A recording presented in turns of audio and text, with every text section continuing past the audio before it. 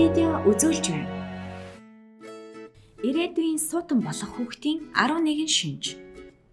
Зөвхөн IQ өндөртэй байх нь суут хүний шинж биш гэж эрдэмтэд ярьдаг. Хүүхдийн оюун ухааны чадамжийг зөвхөн тестээр тодорхойлж боломгүй. Гэхдээ хүүхдийн ирээдүйд нэртэй зураач, эсвэл амжилттай бизнесмен, дэлхийн түвшний улс төрч болох шинжүүд багаас нь тодордог юм шүү.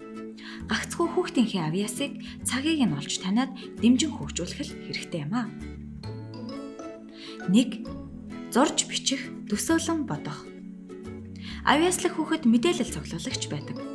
Тэр үзсэн харсан бүхнээ бай ухаандаа хадгалдаг. Шинэ газар очих бүрдээ үзсэн бүхнээ бүгдийг зурна, түүнд юр бусын чадвар байдаг. Эрдэмтэд энэ үеийг гэрэл зургийн ой санамж гэдэг. Ийм чадвар хүүхдийн 2-10% нь л байдаг байна. Леонардо да Винчи Галилей нар ийм чадвартай байж төрөл бүрийн схем диаграм зурдаг байсан нь өөрийн сэтгэн бодсноо зурж байсан тэрэ. 2. Мөрөөдөнтэй байх. Ирээдүйд суут хүн болох хүүхдүүд ямагт өөрийнхөөрөө байж ямар нэгэн юм бодож эцэг хийгээ баг сонсдгоо. Бас огт болоогүй зүйл түүх зохиож ярьдаг. Энэ нь эцэг их багш нарын сэтгэлийг зовоож худалж гэхэд хүргэнэ. Баялаг сэтгэн гэдэг нь оюун ухаан сайтгийн шинж. Авьяаслах хүүхдэд хичээл удгартай санагддаг. Тэд хичээлээс илүү сонирхолтой зүйлээр оролдох дуртай. Хамгийн гол нь эцэг эхчүүд ийм хүүхдэд сургуулийн боловсрал чухал гэдгийг ойлгуулах хэрэгтэй юм аа. 3. Түргэн ярих. Түргэн дуржигнуулж ярих нь оюун ухааны их чадвартай шинж. Ингэж ярьдаг багчууд үгийн асар их баялагтай байдаг ба ерийн хүүхэд 2 настайгаас л богино өгүүлбэрээр ярьж эхэлдэг бол ухаалаг хүүхэд ийм насандаа нийлмэл өгүүлбэрээр ярина. Ховор тохиолдолд авьяаслах хүүхэд хожуу хэлд ордог байна. Ийм хүүхдийг эрдэмтэд Эйнштейний хам шинжтэй гэдэг. Альберт Эйнштейн 7 нас хүртлээр эргэн тойрныхонтойгоо харьцаагүй юм гэсэн. Физикч Ричард Фейман, математикч Жулия Робинсон нар ч гэсэн нэг их чалчаа байгаагүй юм байна. 4. Дүрм журмыг чанд дагахгүй байх. Авьяаслах хүүхэд мэдлэгийн олон салбараас голдуу нэгийг нь сонгосон байдаг. Эсвэл юм сонирхоод л өнөөдөр үлэг гөрвөл сарын дараа гариг ертөнц гэх мэт жишээний. Дуртай хичээлээ хэдэн цаг арч болов үзээд сон. Сонирхолгүй зүйлээ бол тэр бяцхан суутан шууд л орхино. Жаал математикч юм бол төрлөх хэлийг зүгээр л хойш нь тавина.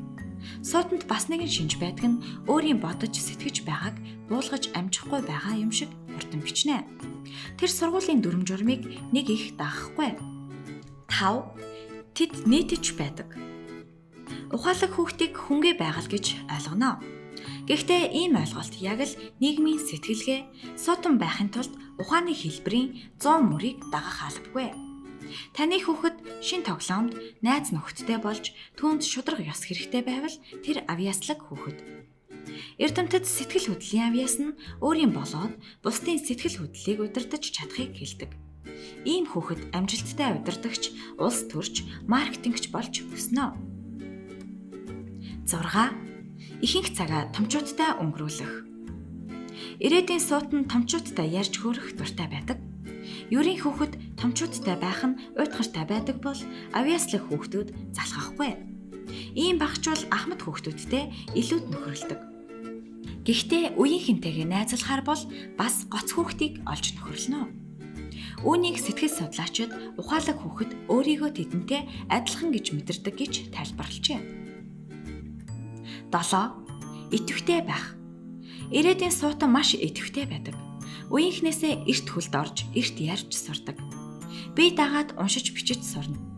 Тэд биеийн тамираар хичээлэхээс гэртээ сууж ном уншихыг илүүд үзнэ. Энэ нь буруу юу? Эрдэмтэд ухаалаг хүүхдийг хөдөлгөөнтэй байх хэрэгтэй гэж байна. Энэ нь орчин тойронтойгоо танилцах гол арга юм аа. 8. Жижиг эд ангиудыг эвлүүлэх чадвар. Энэ хэсэг бол 2 настай багчуудын эцэг эхэд зориулсан хэсэг. Танай хүүхэд жижиг тоглоом илүүтэй сонирхож байвал та авьяаслах хүүхэдтэй юм байна.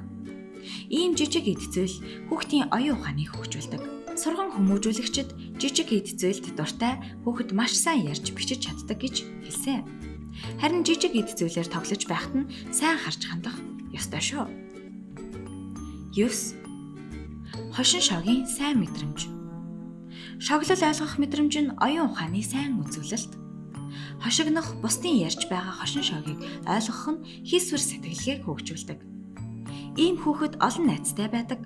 Ганцхан энд хүүхдийн байнгын ийм элдв хошин шог мэдрэмжийн цаана бухимдлын шинж нуугдаж байдаг байна.